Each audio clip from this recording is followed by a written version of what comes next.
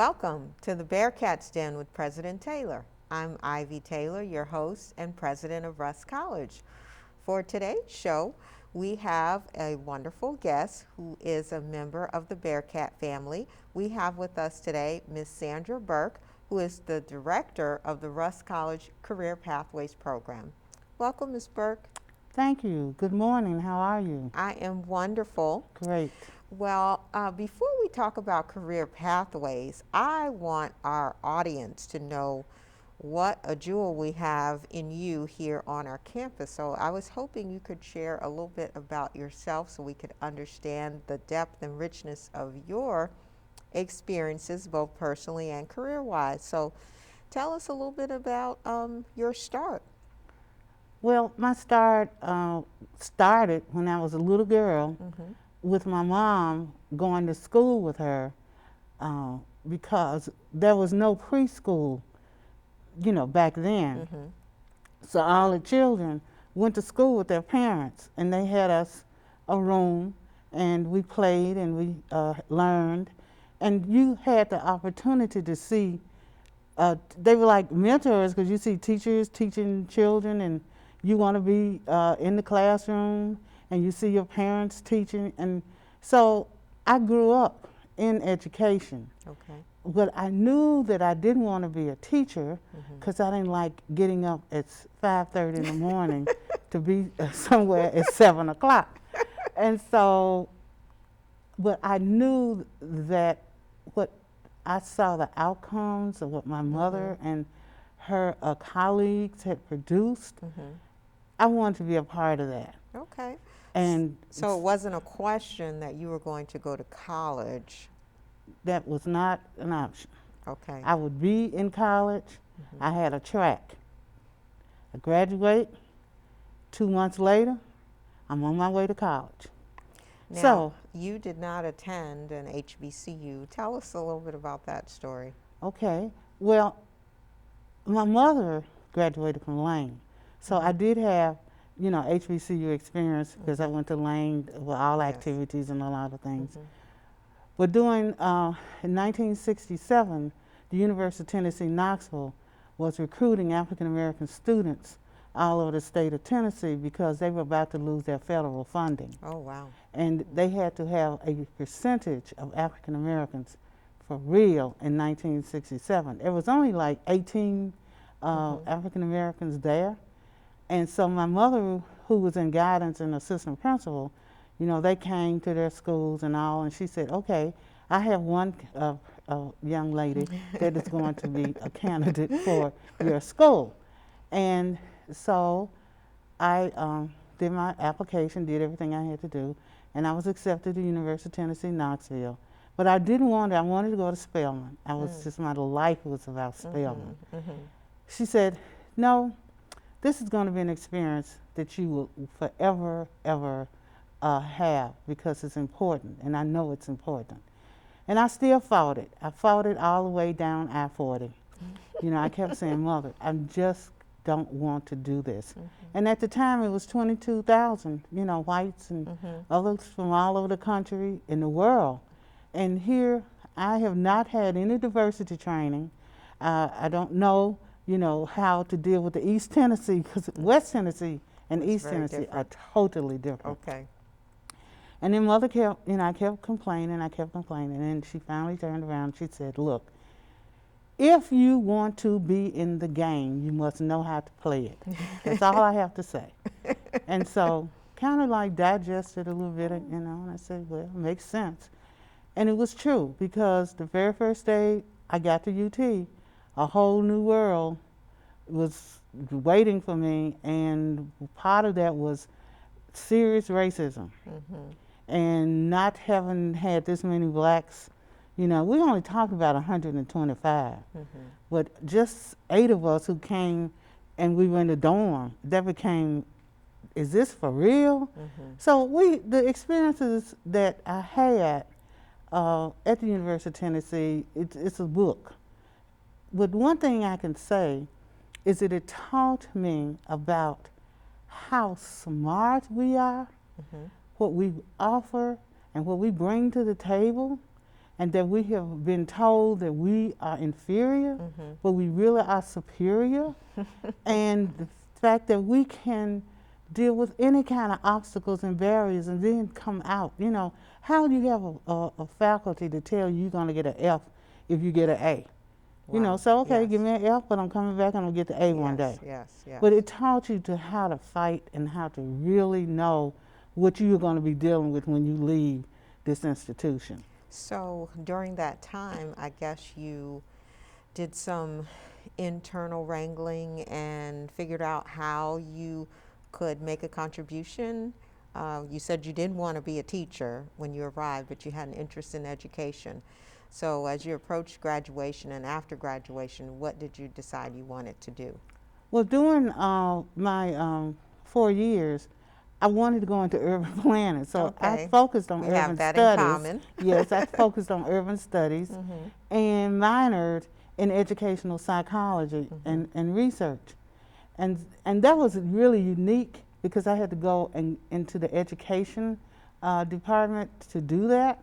But I got special permission because I went up to the president's office and I told him that I was not minoring in science or in language because I would never graduate. So this is what I want to do, and he said, "Okay, we'll do that." And I was very, you know, and so when I was in grad school, and counseling was one of the things I loved, working with students and helping them. But when I was in grad school, I was in this class called Career 101, and I was the only one in the room. And in 1977, they were talking about engineering, computer science, STEM, everything. And most of the times, we were told, you can be a teacher, you can be a preacher, you can be a doctor, you can be a lawyer. Those are only, it's like those are only professions. And we got 90,000 job titles in this country. So I said, this is what I'm going to do. I'm going to focus on career development and training. So when I came back, there was no jobs there, so I became a school social worker. And as I was working doing that, I started my own program for inner city kids to help them get prepared to get jobs. And in 1981, Lamar Alexander started Jobs for Tennessee Graduates. And we were the first in Tennessee to start. So this was the beginning of working with inner city students who were least likely to graduate. They were juniors and seniors in high school. And this became my passion. Because when I see students now, they're in their 50s and they're doing well, but they were really on their way to jail. Because this was the rough group. Yes. But that transcended me into becoming the managing director of Inroads. Okay, we have that in common as well. Yes. I was an Inroads intern from 1988 to 1992 in the New York City chapter. And I ran across your path when we were at the conferences. And that experience was, I could never, Inroads was my job, I mean, my life. And the fact is that you see Inroads alums now doing well, like Chris Winton, who is Senior Vice President of the ground, FedEx ground, and many others. Yes. And as I moved through that and became Assistant Commissioner of Children's Services, I really focused all those 8 years on workforce development for kids in foster care. And that was a gubernatorial appointment for you? Right. I was appointed by Governor Sunquist. Okay. So tell us about that experience, working at the state level and working with children who were in foster care. Well, it actually was an eye-opener because I remember my aunt had 2 foster kids, but I never understood how they stayed there forever. But they became her kids. And then when I became Assistant Commissioner of Children's Services, we were talking about 10,000 kids that were in custody from ages 8 months to 18. And how do we do this and help them be effective? So we had schools, and I was over the schools. We had the health with the hospitals, you know, the mental health piece, all of that was a part of helping them be successful. So you got your youth villages, you know, your vendors who take care of our children. But it was an eye opener, and I learned so much about how we have to work the system for our kids. And I wanted our kids to go to college, and I wanted our kids to do well. So I fought that. Wonderful. And so after those 8 years, is that when you ended up working for Dress for Success? Because I know you have that on your resume as Now, well. I became the president of Girls Inc. Oh, Girls Inc. Okay. Right. Yes, yes. Right. And so you had a chance to affect the lives of young people in Memphis. Over 1,100 through, girls. Okay, wonderful. Yes, it was a true experience. Okay, so you gained additional experience through the nonprofit realm and working with young people, and then went on to, was it Dress for Success? You've done so much. It was a whole bunch going on in between that. I helped set up the training center for the city of Memphis. Okay. Youth services manager for workforce development. Okay. And just went on. And I guess my mother was always so upset about me because I never was just straight line, you know. Yes, yes. And she says, can you just have a job and just stay there so you'll have retirement? And I said, well, that's just not where I am. Yes. You know, this is not where I am. And so I went into, decided that I'm going to retire. And I'm just going to do my thing.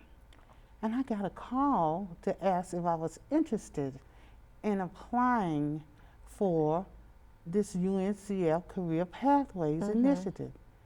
And they said, it's not a lot of money, but you know, something you love because you've been doing it. And I go back to sleep and I wake up and I'm going, I don't want to go. And then something said, you must have this experience. Yes. And I went for the interview, and there was somebody else. But of course, you know, I mastered the interview. I've been doing this, teaching this for how many years?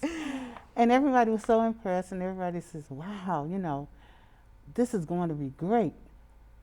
I got the job, and when March 1st, I left Dress for Success. March 1st, 2017, I came to Rusk College and became a Bearcat. Wow. And we're going to take a short break, and then we're going to pick up on that part of your journey. You're watching the Bearcats Den with President Taylor. We'll be right back after a short break. Please enjoy this selection by the world-renowned Rusk College a cappella choir under the direction of Dr. Arlandra Harvey.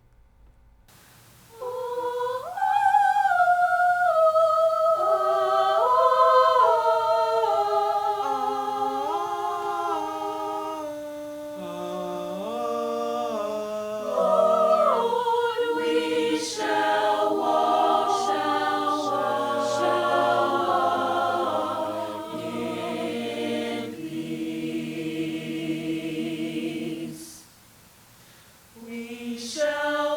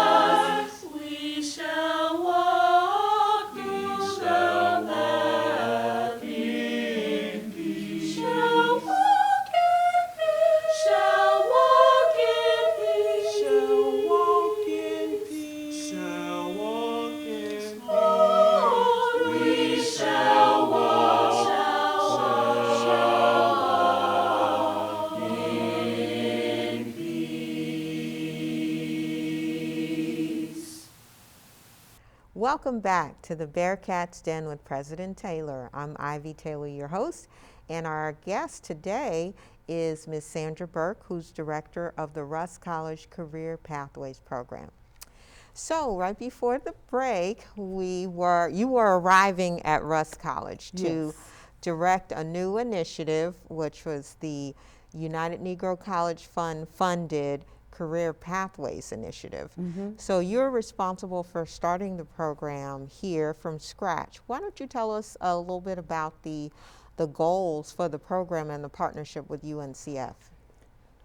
The goal for UNC for Career Pathways is to help the students. It was recognized that our students were graduating from college, but they were not going into the jobs that they had majored in, or they had some systems in place that was going to help our students move the needle. So the pipeline was not really moving. And Career Pathways was initiated so when students are in college, we are working with them with internships, service learning, having them put portfolios together, doing all the things, their resumes, sharpening their skills. In this way, they will be prepared. And when they graduate, we are helping them get positions that were relative to what they spent 4 years to successfully succeed in getting what they needed. And also the amount of money our students, when they graduate, we wanted them to get more money and with raise that level. Yes, and, you know, yes. we talked about that yesterday about the poverty piece and how first generation students come, you know, to HBCUs. So the past 4 years has been working with all our students, as many students as we can at Russ College, to take advantage of the career pathways where they will have these learning experiences. So what I did was I looked at other colleges and universities across the country, and I wanted this career center to be the state of the art. And so we looked at the kinds of platforms that other schools use.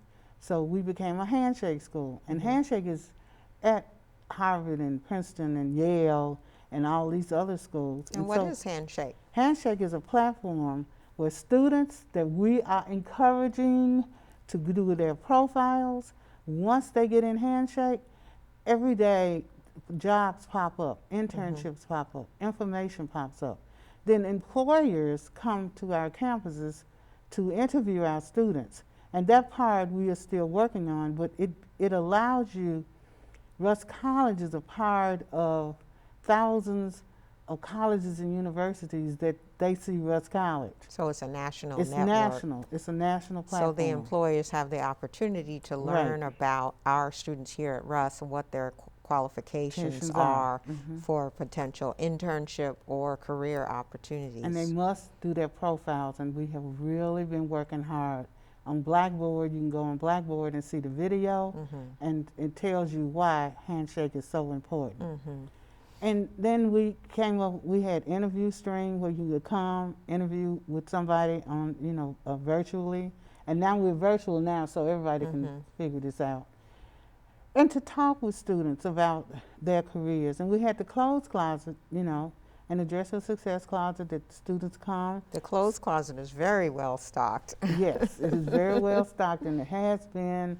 And I just love, you know, going and getting more clothes. That's when they learn how important dress for success.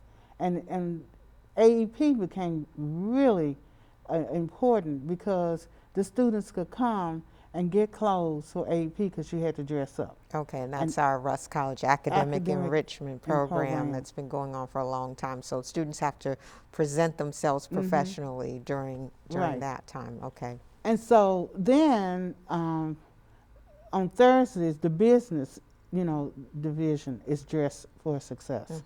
So there with students who so came. They dress up every Thursday. They dress up every Thursday. Okay. And there were a lot of students who really didn't understand what dress for success really means. So that was an opportunity to then move into dressing for your interviews, for your internships, for you to meet when someone comes on campus. We want our students to look good. Yes. And starting from scratch allowed me and others who assisted in putting together a career center that a lot of other schools are envious, that the students can feel when they come. I want it to be have a corporate look. They come and they've had meetings in the boardroom, and we have a smart board where they can do things all over the country if they want to pick up some information. And it gave them the understanding that this is how it works. This is how you will be when you go to companies and work at the companies, and they're going to invite you in for meetings. So get comfortable. Yes. You know, and you have a comfort zone, you know, when you leave. So the program has been a major asset for the campus, though we certainly want for even more students to participate, take advantage of these opportunities. What would you say are some of the challenges in either reaching students or in working with students regarding career issues? The greatest challenge I think that we've had is everybody's just really becoming bought into career pathways. It starts from the division chairs to the faculty to the students, and to really promote and market in your classroom. And many faculty have. You all need to go over there, you need to do this, you need to do that. And at the end of the day, the students have just begun to want to, our numbers have been good. But you know, I felt like every student needs to take advantage, you know, of the opportunities. And not just senior year. It shouldn't be that you wait till senior year to go over to it's Career freshmen, Pathways office. first year experience. Yes. Sophomores, juniors. And you know, we had career fairs, we've had graduate school fairs, and the students have participated in those fairs and learned about how much is out there, but what you got to do in order to achieve the goals that the companies want, that have, you know, for you. And to get an internship, you really have to have a 3.0. So that means you just got to buckle down. And many students come, and I say, well, you know, if you don't have a 3.0, then they're not, you're competing against a whole lot of other students who do. So you want to be in the competition. So it's a learning experience, and I would like more to be in the classroom just to talk, you know, to students and get them really embracing what this will mean for their future.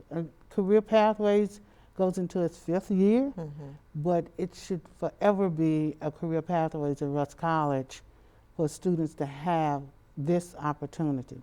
Because I think when a grant gets you to get it kicked off, but now it's we up know, to us to sustain it. Right. We know what works and what doesn't work. Yes. And what needs to work. Yeah. And so we got it, you know, Okay. and we moving right along. Okay, wonderful. Well, I also wanted to give you a chance to toot your own horn in relation to some partnerships. I've seen a big bus showing up on campus to pick up a large group of students and take them over to FedEx. You want to talk about that a little bit? Yes, when this has come with relationship. When Chris Winton became senior vice president of FedEx Ground, he wanted to partner with Russ College for the students to work and to also have an opportunity to begin to be in the pipeline. And so we had interviewed students, and they applied, and we have 47 students that have been going to FedEx. 47. 47. Wow, that's and a lot. It might have changed, the numbers might have gone down, but you know, it started out about that number. And it increased, you know, it started out with 15, and then, you know. One of the things is that they just didn't want our students coming for the weekends to work. They wanted them to begin to see you have to start somewhere to move up. And you have to learn where you work and what that is all about. And the orientation is excellent. And we needed transportation. They said, okay, you got that. And we also need support systems. We got that. And now students, you got this ready for you to move forward. And so that's what that bus comes on Friday at 3:30 to pick them up. Well, you mentioned that that was a result of relationships, and it seems like over the course of your career, you've had the chance to build an extraordinary network and develop relationships. What would you say to young people about the power of networking and relationship building? It's the power. When I left UT, I went to Detroit to work. My fiance was there. Okay. So, and my friend who got his master's in urban planning, Ted was in Detroit. And Ted told me, he said, Sandra, I don't have a job for you, but I can take you around to the movers and shakers. And the movers and shakers were the Ford Foundation folks and the politicians, he said, and I'm leaving it up to you to network. And I tell the students, networking is not standing in the corner, it's going up, introducing yourself, telling people who you are and what you want to do. And I did it. And my mother and father had told me I only had 2 months of free living, that I needed to have a job or I was coming back home. And you can figure this whole marriage and fiance thing, you know. No problem. In 2 months I had 3 jobs. Oh, wow. And I worked for the Ford Foundation part-time, and I was an event planner, and I got a church, and I played for a church. So I had put all my little monies together, and I was successful. That the fact I was not coming back to Memphis ever, ever, ever. And the networking is, and volunteering. I tell students, you may not get any money, but you're going to meet some people. And if you have skills and you know how to make it happen, they're going to hire you, or they're going to tell you. And that's how I got my first job as director of Y-Teens at the YWCA. These are all valuable lessons that we need for our Rusk College students to learn. And I'm just so grateful that you started such a wonderful program and that our students have had the chance to benefit from your years of experience and your wisdom. Thank you so much, Ms. Burke, for being on our show today and for being part of our Bearcat family. And thank you for coming to Rusk College and being our first female president, Dr. Ivy Taylor. Thank you. Thanks, everyone, for tuning in. We'll see you next time.